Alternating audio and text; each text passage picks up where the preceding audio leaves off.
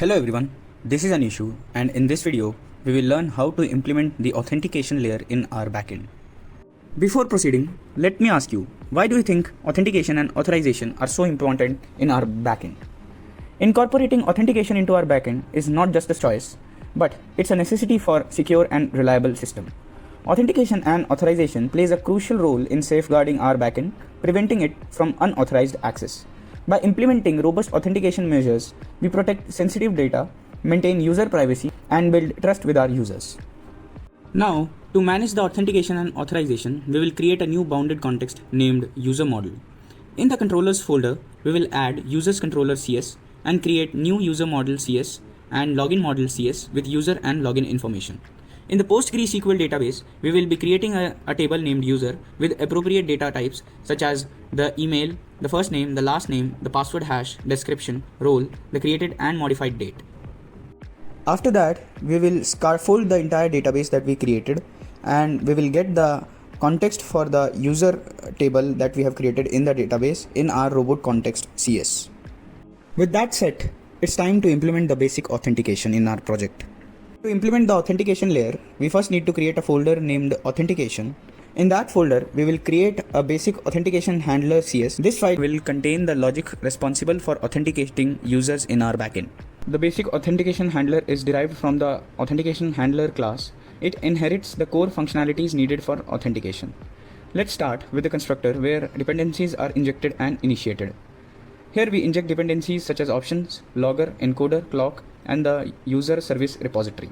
The handle authenticate async method is where the actual implementation is done. Let's break it down step by step. First, it checks if the requested endpoint allows for anonymous access. If the endpoint allows for anonymous access, the authentication is bypassed. Otherwise, it extracts and decodes the credential from the authorization header. Credentials are often verified against the stored data derived from the database that is stored in the user table. If the authentication succeeds, then claims are generated, creating an authenticated user principal. In the event of an error, the exceptions are logged for debugging purposes. Before completing the explanation for the basic authentication handler, let me tell you about the algorithms that I have used for password hashing. I have done the password hashing in both Microsoft's iPassword hasher and bcrypt, but I am preferring bcrypt over the iPassword hasher. As you can see, I have commented the code implementation of iPassword hasher. I have implemented bcrypt due to its enhanced security features. Bcrypt utilizes adaptive hashing, which adds a salt and adjusts the computational cost, making it resistant to brute force attacks. Additionally, bcrypt automatically handles salting, reducing the risk of common vulnerabilities like rainbow table attacks. Overall, bcrypt offers stronger protection for user passwords, making it the preferred choice in my project. Coming to how I have implemented the bcrypt. To use the bcrypt library, we will need to add the bcrypt package in our project. Here, bcrypt is used for both password hashing and password verification. During the user registration or password update that is done through the controllers file, the bcrypt is used to hash the password before storing it in the database. This ensures that the passwords are securely stored in a hashed format, protecting them from unauthorized access. During user authentication, bcrypt is used to verify if the provided password matches the hashed password stored in the database. By comparing the provided password's hash with stored hash, bcrypt ensures secure authentication without exposing the actual password. With bcrypt, our backend authentication process is fortified against password-related vulnerabilities, ensuring the security of user credentials. With that, the explanation of basic authentication handler CS is complete. Coming to the iUser data interface that is used for accessing the user data within our backend. The interface includes methods like getUsers to retrieve all users, getUser by email async to fetch a user by email asynchronously, and operations for adding, updating, deleting users. Additionally, there is a method update user credentials to update a user's email and password. Overall, this interface serves as a contract for interacting with user data, facilitating seamless integration with our backend services. Now, coming to the user service EF. This class serves as the bridge between our backend and the database, providing the seamless access to the user data. The user service EF implements the iUser data interface that I explained earlier, ensuring consistency and adherence to defined contracts. In the constructor, the class is initialized with an instance of the robot context, the database context that we scaffolded. This enables user service EF to interact with the underlying database seamlessly. Now let's delve into the methods provided by user service EF, starting with the get users. Get users fetches all the users from the database and returns them as a list of user model object. Next, we have add user, responsible for adding new users to the database. The add user performs input validation and saves the new user to the database. Next, the update user method. This method first checks if the provided user object is not null. Then it attempts to find the existing user in the database based on its ID. If the user is found, it updates the allowed field, such as the first name, last name, and the role, for the existing user with the values that are provided in the user object, and saves the changes to the database. In delete user, it attempts to find the user in the database based on the provided ID. If the user with the specified ID is found, it removes the user from the database and saves the changes. Moving on to the update user credentials, which updates a user's email and password. The update user credentials modifies the specified user's email and password in the database.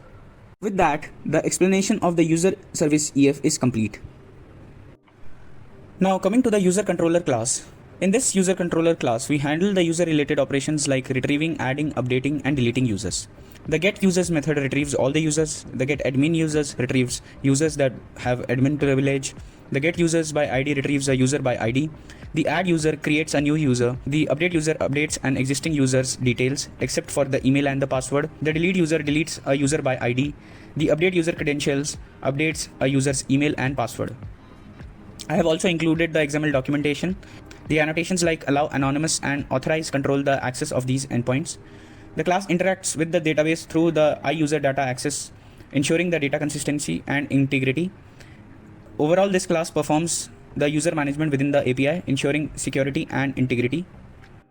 At the end, in the program CS, we have the authentication configuration that adds the authentication services with name basic authentication using add authentication, and specifies the authentication scheme and its handler, that is the basic authentication handler. Next, the authorization policies. It adds the authorization policies using add policy. The admin only policy requires admin as claim, and the user only policy requires either admin or user as claim. Also, after setting up the app and before using the app.use HTTPS redirection, we will use the app.use authentication to enable the authentication middleware, as well as the app.use authorization to enable the authorization middleware.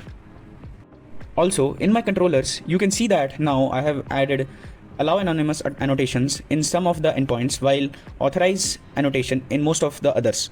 This will ensure that we are injecting authorization into the controllers, making sure that when I am running the postman requests, these are following the authorization principles to control access to these endpoints. With this, the code explanation is now complete. Now let's run the project and see if our project is working as intended.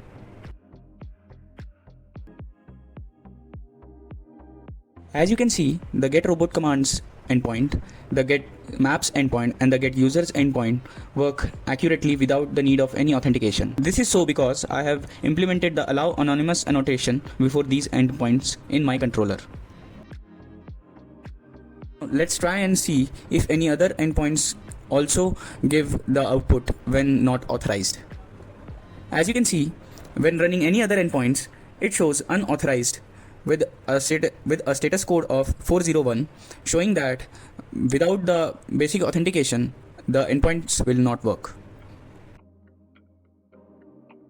Now, for this demo, let's create a new user with a password and see how the new user will allow us to authenticate and run all the other endpoints. After creating the new user, you can see that a new user has been created in my database. Now let's use this new user for basic authentication and run all the other endpoints. As you can see, with the new user and the basic authentication on in the postman, all the endpoints with the annotations of authorization work accurately and as intended. This shows that our implementation is correct. With this, I have completed the demonstration of authentication layer in my full web API. I hope you enjoyed this video. Thank you.